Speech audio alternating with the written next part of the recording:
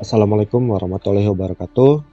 Kembali lagi di perkuliahan manajemen kewirausahaan olahraga, yang pada hari ini kita akan membahas tentang prinsip manajemen dan tata kelola organisasi dalam olahraga. Pada bab tentang prinsip manajemen dan tata kelola organisasi ini, kita akan membahas bagaimana caranya membantu manajer olahraga masa depan mengenali betapa pentingnya pemanfaatan aset paling penting di dalam keberhasilan organisasi, baik itu organisasi secara umum maupun di olahraga.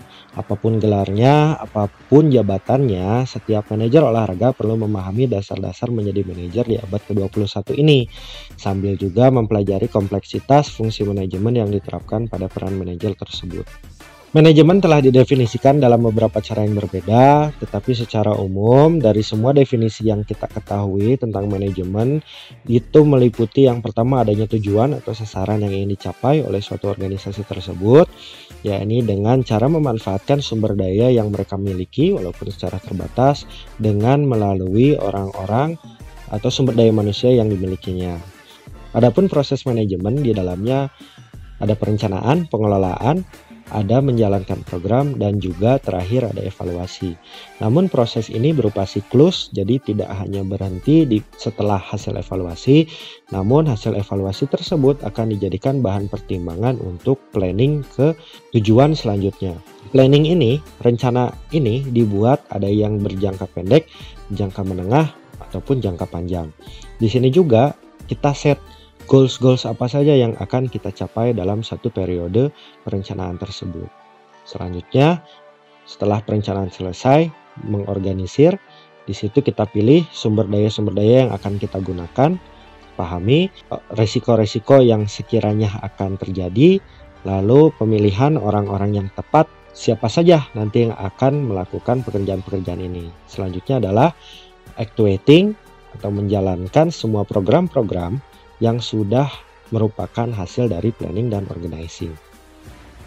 Ketika menjalankan program-program ini akan muncul yang namanya ketercapaian, lalu ada kendala-kendala, lalu ada ketidaksesuaian.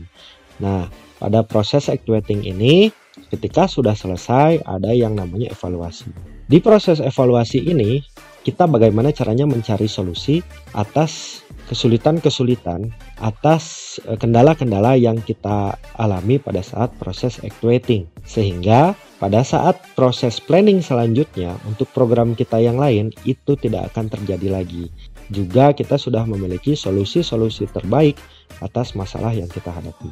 Masih tentang manajemen, di sini apa sih tujuan manajer olahraga? Yang pasti, yang namanya manajemen itu membuat pekerja melakukan apa yang diinginkan manajer sesuai dengan tujuan yang telah ditetapkan dengan cara yang efisien dan hemat biaya. Gimana caranya? Kita membuat satu program itu dengan sumber daya yang sangat terbatas tapi keuntungannya yang sangat banyak.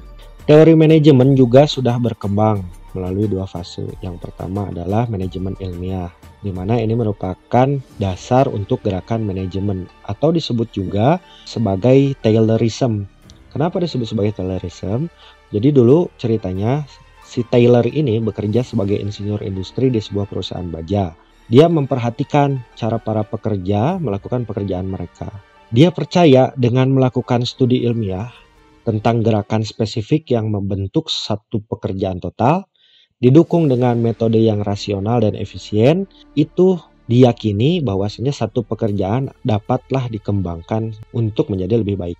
Dengan kata lain, pekerja tidak boleh melakukan pekerjaan yang sama dengan cara yang berbeda, karena akan selalu ada satu cara terbaik untuk melakukan pekerjaan secara efisien.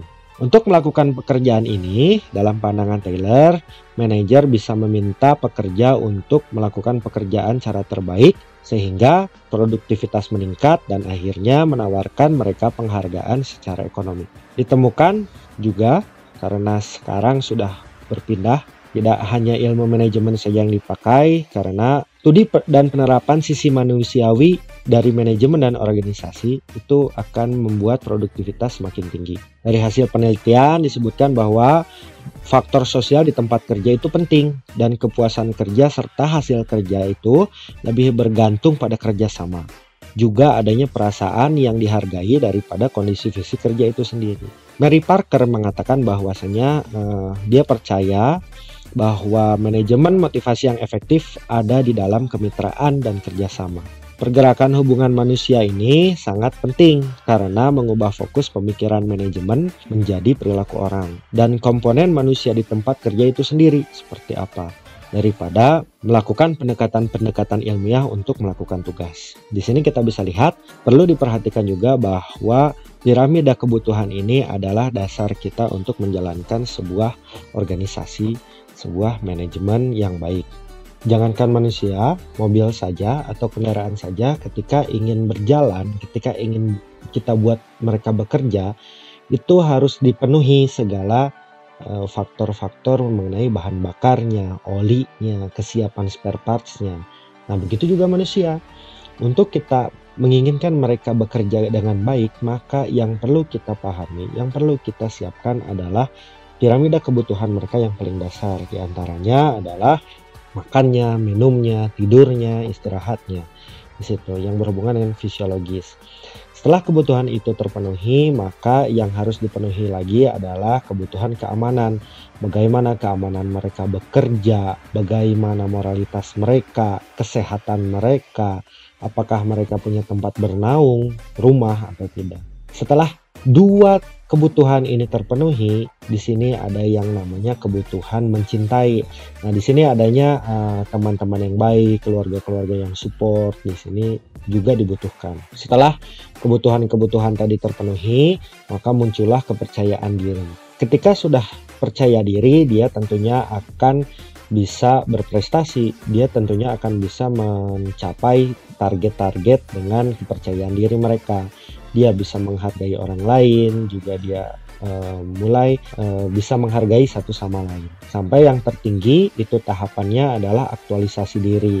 Pada tahapan ini, si pekerja kita itu dia punya moralitas yang tinggi, kreativitasnya sangat baik, lalu inisiatif, dia juga punya spontanitas, dia dapat menyesuaikan pekerjaan walaupun kondisinya berubah-ubah.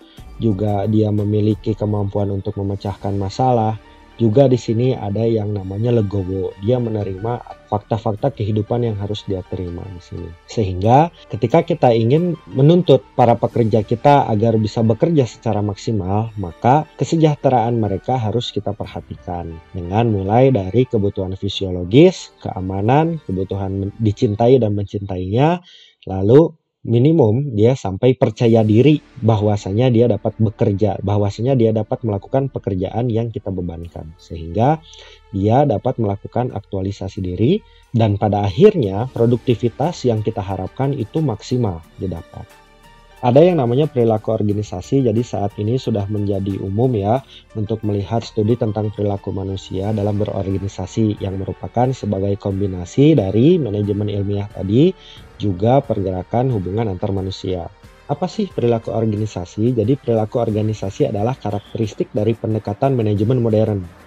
Nah, bidang perilaku organisasi ini terlibat dengan studi dan penerapan sisi manusiawi dari manajemen dan organisasi. Seiring dengan waktu, organisasi juga telah mengalami banyak perubahan selama beberapa dekade terakhir, termasuk perampingan untuk mengatasi resesi ekonomi. Seperti halnya pada saat pandemi ini, kita bagaimana caranya melakukan efektivitas kerja, mungkin dengan cara melakukan pemutusan hubungan kerja, atau juga menggantikan tenaga kerja manusia itu dengan mesin.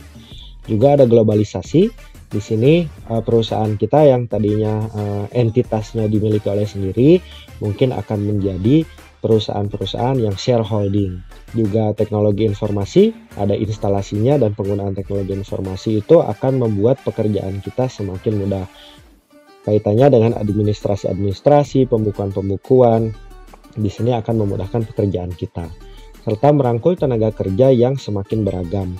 Di sini baik secara ras, suku bangsa, ataupun secara kompetensi-kompetensi dasar ataupun kompetensi khusus yang dimiliki oleh pekerja kita. Manajer telah disibukkan dengan restrukturisasi organisasi mereka. Bagaimana caranya untuk meningkatkan produktivitas perusahaan atau produktivitas organisasi, juga memenuhi persaingan tantangan yang diciptakan oleh perubahan organisasi tersebut.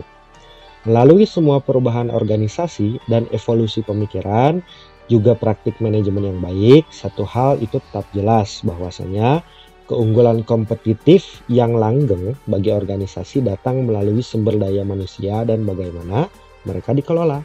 Sebaik-baiknya input karyawan yang kita miliki, kalau kita tidak bisa mengelola potensi-potensi mereka, tentunya juga percuma. Sehingga adanya proses perekrutan itu akan menentukan apakah si pekerja kita ini dapat diarahkan oleh kita atau tidak. Selanjutnya ada 7 tipe manajer. Yang pertama adalah the problem solving manager. Tipe manajer ini didorong oleh tugas dan fokus pada pencapaian tujuan. Hanya pada pencapaian tujuan, tidak ada faktor-faktor lain yang mendorong dia untuk bekerja. Para pemecah masalah ini terus-menerus memadamkan api dengan memimpin pada kondisi kekacauan. Nah, ini biasanya dia menjadi tukang beberes ya, bagaimana dia ditempatkan di satu kondisi yang kacau, di satu lingkungan yang carut-marut. Inilah dia yang harus menyelesaikannya. Yang kedua adalah the pitchfork manager. Nah, ini tipe manajer ini melakukannya dengan tangan yang berat dan seringkali ingin mengendalikan semuanya. Dia menuntut kemajuan, selalu menuntut, juga memaksa akuntabilitas yang di luar kemampuan sumber daya yang mereka miliki. Mendorong juga menekan hasil melalui penggunaan taktik ancaman dan juga menakut-nakuti para bawahannya. Gaya manajemen yang keras dan kejam ini tentunya menyakitkan bagi orang-orang yang ditempatkan pada posisi di mana mereka didorong untuk menghindari konsekuensi daripada ditarik ke arah tujuan yang diinginkan. Nah, ini ngaco nih manajer ini ya, hati-hati. Juga yang ketiga, kita punya pontificating manager, ini semacam ulama ya. Jadi para manajer ini dengan mudah mengakui bahwasanya mereka tidak mengikuti jenis strategi manajemen tertentu, dia tidak punya mazhab tertentu, sebaliknya mereka seperti koboi, kalau nembak dari pinggul, membuatnya sesering mungkin menghasilkan hasil yang sporadis dan tidak konsisten. Karena ketika kita mau menembak dengan tepat sasaran, tentunya kita tidak bisa menembak dari pinggul, kita harus membidiknya dengan betul. Akibatnya mereka sering menemukan diri mereka dalam situasi yang tidak mereka siapkan. Sedangkan manajer itu semuanya harus mempersiapkan segala sesuatunya dari proses planning tadi. Mereka yang dapat berbicara dengan siapa saja dan segera membuat orang merasa nyaman.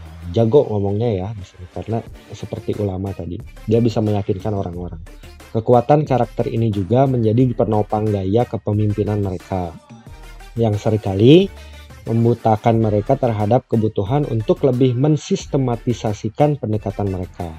Faktanya, satu-satunya hal yang konsisten dari para manajer ini adalah ketidakkonsistenan mereka, karena omongannya nggak bisa dipegang. Lalu yang keempat, kita punya presumptuous manager. Ini manajer yang angkuh ya. Tipe manajer ini biasanya individu yang tegas dan percaya diri. Namun, mereka biasanya didorong oleh ego mereka. Bagaimana caranya untuk selalu terlihat baik dan mengungguli anggota tim lainnya? Kita biasa sebut one man show di sini. Manajer yang angkuh ini akan melahirkan persaingan yang tidak sehat daripada lingkungan kerjasama. Selalu ingin berkompetisi daripada berkolaborasi. Manajer yang angkuh ini lebih fokus pada diri mereka sendiri daripada apapun. Bagi mereka, produksi pribadi, pengakuan orang lain, dia bisa menjual sebanyak mungkin, juga bonus yang diutamakan daripada teman-teman mereka, daripada anak-anak buah mereka. Bahkan nilai yang menjadi tanggung jawab mereka untuk membangun dalam diri setiap orang di dalam tim mereka itu diabaikan. Pokoknya yang penting saya bersinar sendiri. Yang kelima ada the perfect manager. Ini adalah orang yang perfeksionis, jadi dia memiliki beberapa kualitas yang luar biasa, standar-standar yang tinggi. Sifat luar biasa ini seringkali menjadi kelemahan mereka dalam pencarian mereka untuk pendekatan terbaru dan terhebat. Seperti manajer pontificating yang tadi saya bilang, bahwasanya manajer ini, orang-orang perfeksionis ini tidak pernah merasakan manfaat dari konsistensi. Mereka akan mengandalkan pengetahuan dan pengalaman produk mereka yang sangat banyak saat mengelola dan mengembangkan staf mereka. Karena ketidakseimbangan yang besar ini, manajer ini sering gagal mengembangkan keterampilan interpersonal mereka, sehingga mereka akan tampak tidak lebih manusiawi daripada mesin. Terus-menerus menutupi kesalahan-kesalahan untuk semuanya menjadi perfect. Tapi seringkali mereka lupa bahwasanya tujuan yang harus mereka capai itu bukanlah menjadi sempurna, tapi untuk menyelesaikan pekerjaan. Passive manager. Jadi manajer pasif ini membawa konsep yang mengembangkan hubungan dekat dengan tim dan rekan kerja mereka. Para manajer ini memiliki satu tujuan akhir, yakni membuat semua orang bahagia. Meskipun hal ini tentunya merupakan sifat yang mengagumkan. Hal ini juga dapat menjadi penghalang bagi upaya kepemimpinan mereka jika tidak dikelola secara efektif. Meskipun terlihat sehat dan menawan, manajer ini dianggap tidak kompeten, juga tidak konsisten, bahkan tidak mengerti. Juga seringkali kurang mendapatkan rasa hormat yang mereka butuhkan dari karyawannya karena kedekatan secara emosional tadi. Manajer ini akan melakukan apapun untuk menghindari konfrontasi dan kesalahan, tapi dia juga akan mencari kambing hitam, juga akan meminta pertanggungjawaban orang lain dalam konfrontasi dan konflik. Yang terakhir adalah the proactive manager. Inilah yang ideal. Kita harapkan semua manajer itu bisa menjadi manajer yang proaktif. Selain manajer, dia juga menjadi pelatih utama. Tidak hanya menyirami dirinya sendiri dengan prestasi-prestasinya, tapi dia juga bisa memupuk anak-anak buahnya juga untuk ikut bertumbuh dan berkembang seiring dengan kemajuan perusahaan atau kemajuan organisasi. Juga merupakan kesaksian atas keterampilan tambahan dan kompetensi pembinaan yang perlu dikembangkan oleh setiap manajer untuk membangun tim kelas dunia. Mereka senantiasa belajar, mereka senantiasa mendengar keluhan, serta menerima masukan dari orang lain. Juga menjadikan segalanya pertimbangan agar proses manajerial berjalan lancar. Karakteristik inilah yang diharapkan dimiliki oleh manajer ideal. Serta tentunya karakter ini harus kita perhatikan dan kita kembangkan pada diri kita sendiri. Baik, kita cukupkan dulu. Untuk pertemuan kali ini, tadi sudah membahas tentang perilaku organisasi, sekilas tentang manajemen, sedikit tentang proses manajemen, juga kita telah membahas tentang 7 tipe manajer. Terima kasih atas perhatiannya. Bila taufiq wal hidayah. Wassalamualaikum warahmatullahi wabarakatuh.